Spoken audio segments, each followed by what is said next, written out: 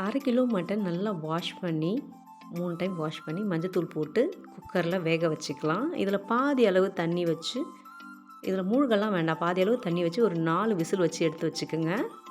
ஒரு பேன் வச்சுக்கலாம். இந்த பேனில் உங்களுக்கு தேவையான அளவு எண்ணெய் விட்டுக்குங்க. எண்ணெய் காஞ்சதுமே இதில் பட்டை சேர்த்துக்கலாம். இதோட ஒரு ஏலக்காய் சேர்த்துக்கலாம். இதோட 6 லவங்கப்பூ சேர்த்துக்கலாம். 1 ஸ்பூன் சோம்பு சேர்த்துக்கலாம். இது நல்லா எண்ணெயில் நல்லா பொரிஞ்சு வரட்டுங்க. பொரியும் போது ரொம்ப அருமையாக இருக்கும். ஒரு அன்னாச்சி பூ சேர்த்துக்கலாம். கொஞ்சமாக ஜாதிபத்திரி. இதெல்லாம் நம்ம வாசனைக்காக மட்டும் சேர்க்கறது இல்லை, டைஜஸ்ட் நல்லா ஆகும், அதுக்காக தான் நம்ம சேர்த்துக்கிறோம். ஒரு நான்வெஜ் செய்யும்போது இதெல்லாம் நம்ம ஏன் சேர்க்குறோன்றது நம்ம தெரிஞ்சுக்கணும். அதனால தான் இத்தனை பொருள் நம்ம சேர்க்குறோம். இது நல்லா டைஜஸ்ட் பண்ணும் நமக்கு. இப்போது இது நல்லா பொரிஞ்சு வந்துருச்சுங்க. இப்போ இது கூடவே நம்ம அரிஞ்சு வச்ச வெங்காயம் சேர்த்துக்கலாம். வெங்காயம் நான் அரைச்சி வச்சுருக்கேன். இந்த மாதிரி அரைச்சி செய்யும்போது கிரேவி ஸ்ட்ரக்சர் செம்ம சூப்பராக வருங்க. இப்போ இந்த 4 வெங்காயம் நான் குறைன்னு அரைச்சி வச்சுருக்கேன், சேர்த்துட்டேன். இதை நல்லா வதக்கிக்கலாம். அரைச்சிருக்கிறதால சீக்கிரமாக நல்லா வதங்கி வரும். வதங்கிடுச்சு. இப்போ இந்த ஸ்டேஜில் தக்காளி சேர்த்துக்கலாம். 2 பழுத்த தக்காளி நல்லா ஃபைனாக அரைச்சி வச்சுருக்கேன். இதையும் சேர்த்து நல்லா பச்சை வாசனை போகிற அளவுக்கு நம்ம வதக்கிக்கலாம். அடுத்தது இதோட 2 ஸ்பூன் இஞ்சி பூண்டு பேஸ்ட் சேர்த்துக்கலாம். இஞ்சி பூண்டு பேஸ்ட், இந்த தக்காளி, வெங்காயம், இது பச்சை வாசனைலாம் போயிட்டு நல்ல ஒரு அரோமா வரும். அதாவது வதங்கி சுருண்டு வரும் இல்லையா, அந்த அளவுக்கு நம்ம வதக்கிக்கலாம். இந்த அளவு வதங்கணுங்க. இப்போ இதெல்லாம் வதங்கினதும் இதில் 2 ஸ்பூன் தனியாத்தூள், 1.5 ஸ்பூன் மிளகாய்த்தூள், 1/2 ஸ்பூன் மஞ்சள் தூள் இது நம்ம சேர்த்துக்கலாம். உங்களுக்கு காரம் எவ்வளவோ அவ்வளோ சேர்த்துக்கோங்க. இது கூடவே 2 ஸ்பூன் சிக்கன் மசாலா சேர்த்துக்கலாம். இதெல்லாம் சேர்த்து பச்சை வாசனை போகிற அளவுக்கு நம்ம நல்லா வதக்கிக்கலாங்க. இது வதக்கும் போது தான் அவ்வளோ அருமையான டேஸ்ட், அவ்வளோ அருமையான அரோமா கொடுக்கும். இதுன்னு இல்லை, நம்ம எந்த குக்கிங்கில் எது செஞ்சாலுமே நம்ம நல்லா வதக்கி செய்யும்போது ரொம்பவே டேஸ்ட் கொடுக்கும்.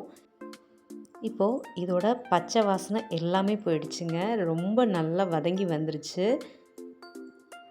இப்போ இதோட நம்ம வேக வச்சோம் இல்லையா, 4 விசில் வச்சு வேக வச்ச மட்டன், அதோட தண்ணியோடு சேர்த்து நம்ம சேர்த்துக்கலாம். இதோட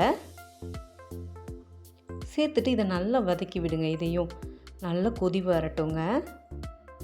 இந்த மாதிரி நல்லா மிக்ஸ் பண்ணிவிடுங்க. இப்போது கொதி வரட்டும். தேவையான அளவு உப்பு சேர்த்துக்கலாம்.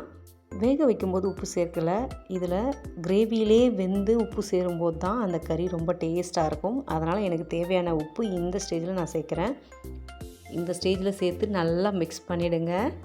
நல்லா மிக்ஸ் பண்ணிவிட்டு இதில் உங்களுக்கு எவ்வளோ அந்த குழம்போட கன்சிஸ்டன்சி வேணும், அதாவது திக்காக வேணும்னாலும் திக்காக வச்சுக்கோங்க, உங்களுக்கு தண்ணியாக வேணும்னாலும் தண்ணியாக வச்சுக்கோங்க. எனக்கு இந்த கன்சிஸ்டன்சி போதும். ஏன்னா சப்பாத்தி, தோசை, சாதத்துக்கு எல்லாமே இந்த அளவு வைக்கும்போது ரொம்பவே டேஸ்ட்டாக சூப்பராக இருக்கும் சாப்பிட்றதுக்கு இந்த கிரேவி. நான் இப்போ உப்பு காரம் எல்லாமே செக் பண்ணிட்டேன், கரெக்டாக இருக்குது. எனக்கு இந்த அளவுக்கு போதும். உங்களுக்கு எப்படியோ அந்த அளவுக்கு நீங்கள் காரம் உப்புலாம் பார்த்து சேர்த்துக்குங்க. இதை நல்லா மிக்ஸ் பண்ணிவிட்டு இதை மூடி வச்சிடலாம். ஒரு 5 மினிட்ஸ்க்கு ஒன்ஸ் நீங்கள் இதை மிக்ஸ் பண்ணி விடணும். நடுவில் மிக்ஸ் பண்ணி விடுங்க. ஓப்பன் பண்ணி பார்க்கலாம். 5 மினிட்ஸ் ஆகிடுச்சு. அதுக்குள்ளே பாருங்கள் கொஞ்சம் அப்படியே எண்ணெய் கசிஞ்சு வந்திருக்கு. ரொம்ப ஹையில் வைக்கக்கூடாது, லோவுக்கும் ஹைக்கும் மிடில் வச்சுக்கோங்க. ஃப்ளேமை அடி பிடிக்காமல் பார்த்துக்கோங்க. ரொம்ப அருமையாக டேஸ்ட்டாக வரும். இதை நல்லா ஒரு டைம் மிக்ஸ் பண்ணிவிட்டு திரும்பவும் இதை நம்ம மூடி வச்சிடலாம். மிடில் ஃப்ளேம்லேயும் நல்லா இதை வேக வச்சு எடுத்தாச்சு. 30 மினிட்ஸுக்கு மேலே நான் வச்சுட்டேன். நல்லா நடுவில் மிக்ஸ் பண்ணி விட்டேன். பாருங்கள் எண்ணெய் பிரிஞ்சு எவ்வளோ அருமையாக வந்திருக்கு பாருங்கள். இப்போது இந்த குழம்புல இருக்க அந்த காரம், அந்த மசாலா, உப்பு எல்லாம் கறியில் இறங்கி இன்னும் நல்லா சாஃப்டாக இருக்குங்க. சாப்பிட்றதுக்கு அவ்வளோ டேஸ்ட்டாக இருக்கும். இட்லி, தோசை, சப்பாத்தி, இடியாப்பம் எல்லாத்துக்குமே அவ்வளோ சூப்பராக இருக்கும். கண்டிப்பாக இதை செஞ்சு பாருங்கள். தேவையான அளவு கொத்தமல்லி, கருவேப்பிலை இந்த ஸ்டேஜில் சேர்த்துக்கலாம். கடைசி ஸ்டேஜில் சேர்க்கும்போது அதோட டேஸ்ட்டே செம்ம டேஸ்ட்டாக இருக்கும். ரொம்பவே வாசனையாக இருக்கும். அருமையான மட்டன் கிரேவி ரெடிங்க. இந்த வீடியோ உங்களுக்கு பிடிச்சிருந்தால் லைக் பண்ணுங்கள், ஷேர் பண்ணுங்கள், சக்திஸ் கிச்சனுக்கு சப்ஸ்கிரைப் பண்ணுங்கள். தேங்க்யூ.